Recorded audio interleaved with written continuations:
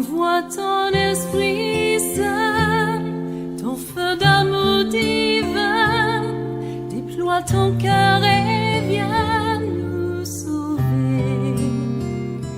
Délivre-nous de nous, délivre-nous de tout, ceux qui refusent en nous de t'aimer.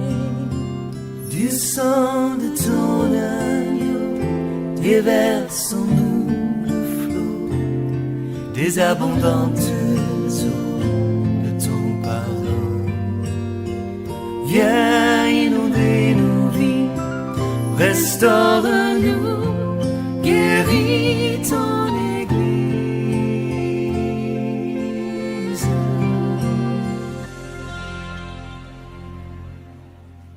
Alléluia. Bien-aimés, nous saluons dans le puissant et précieux nom de notre Seigneur Jésus-Christ de Nazareth. Je suis Hervé Liéba, serviteur du ministère Restauration de l'Église pour le réveil et le retour du Seigneur Jésus-Christ. Alléluia.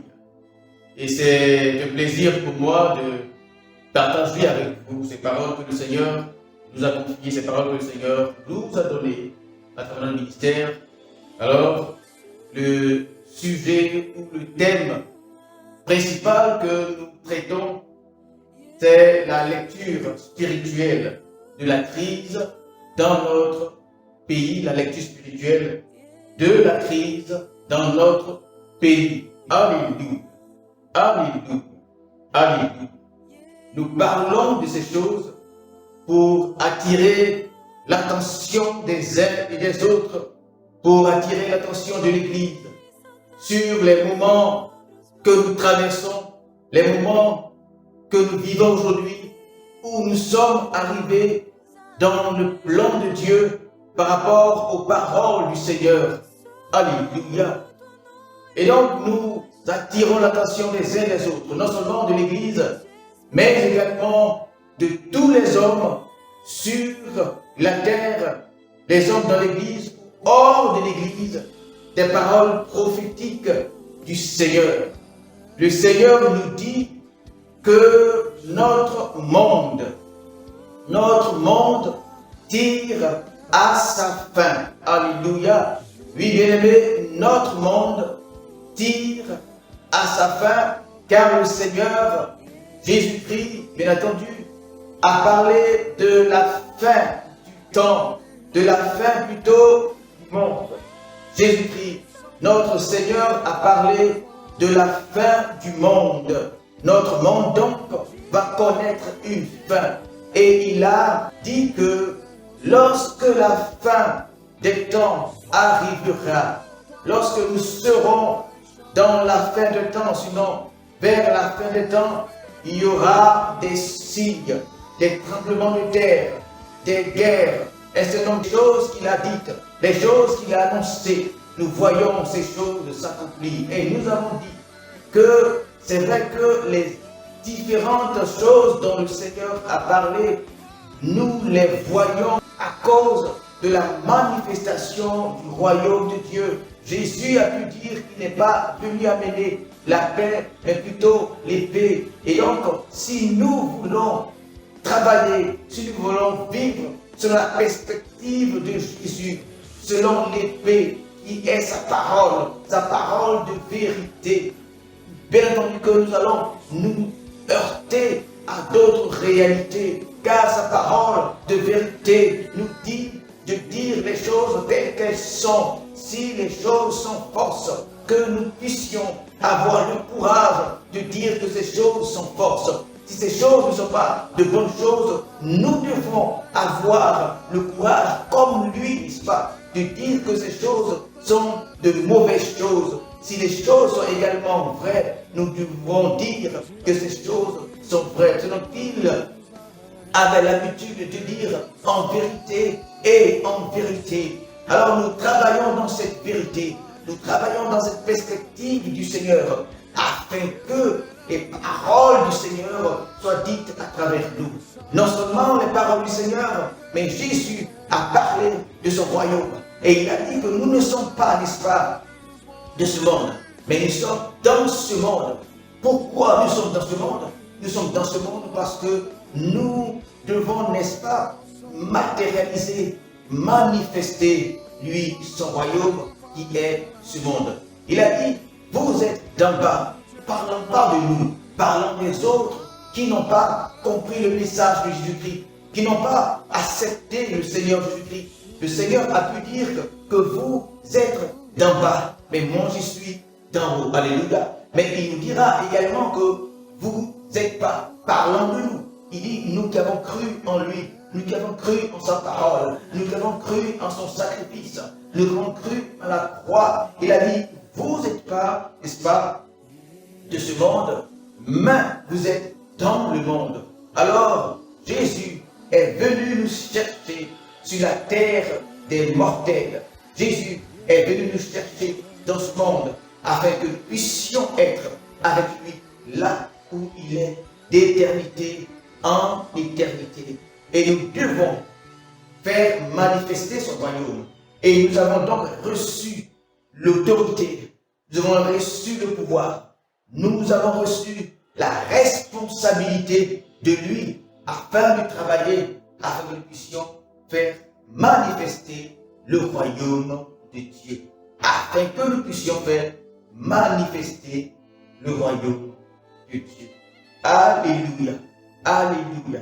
Que le nom du Seigneur soit béni, que le nom du Seigneur soit béni.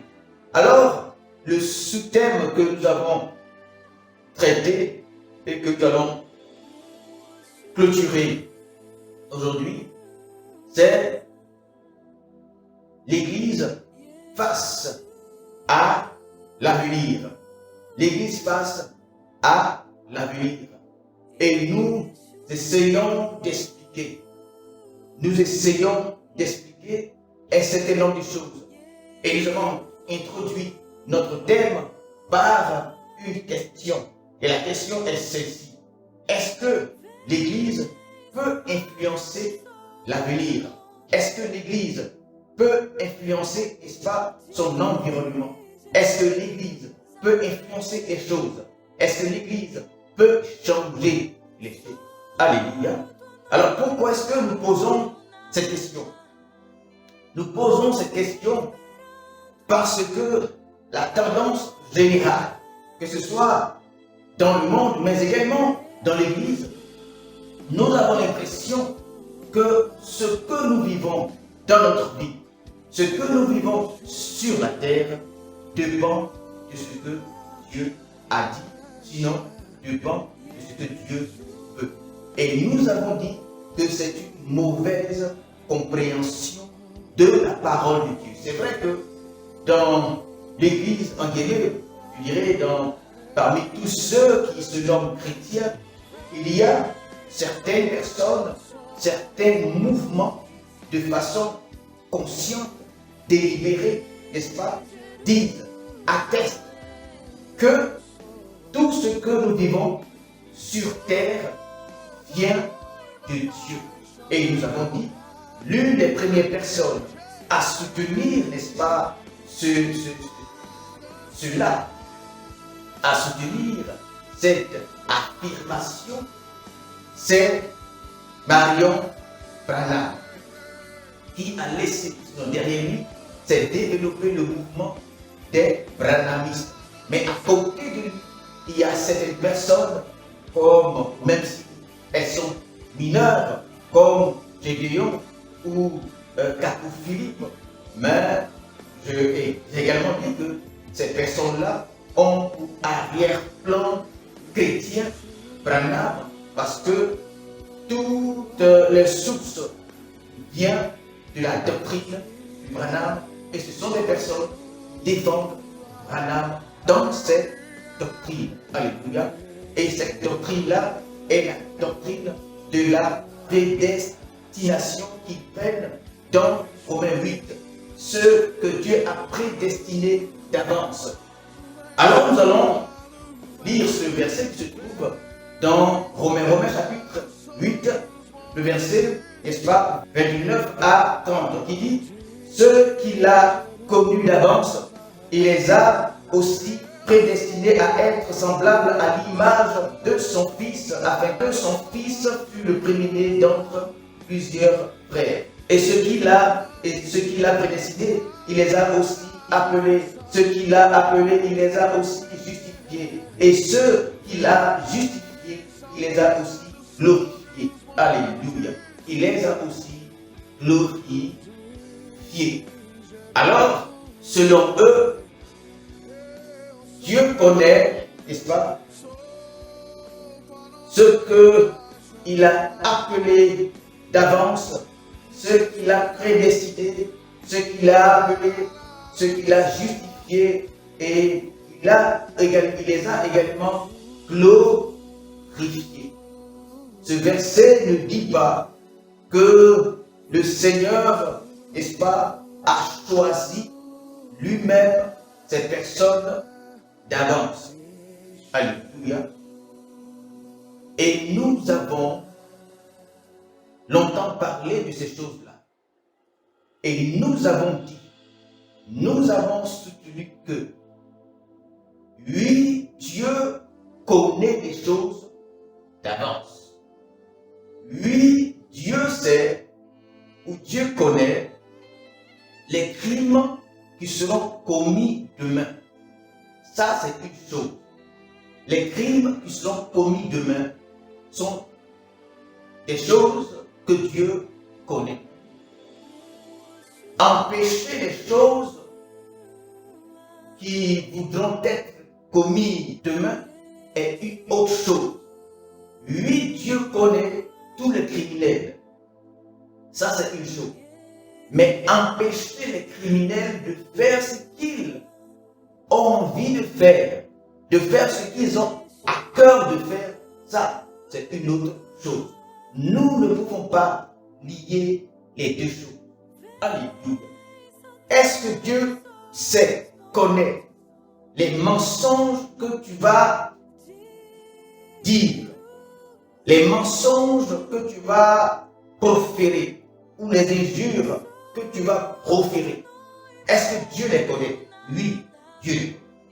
Mais est-ce que Dieu va maintenant, parce qu'il les connaît, t'empêcher de les proférer, n'est-ce pas, ces injures ou mentir? Est-ce que Dieu va t'empêcher de les faire? Non, jamais. Dieu ne va t'empêcher de les faire. Nous avons parlé de ces choses. Tous les accidents qui vont être commis dans l'avenir, est-ce que Dieu les connaît? Oui, Dieu les connaît. Mais maintenant, est-ce que Dieu va les empêcher? Ça, c'est autre chose. Et non, Dieu ne va pas les empêcher. Du sang de ton agneau,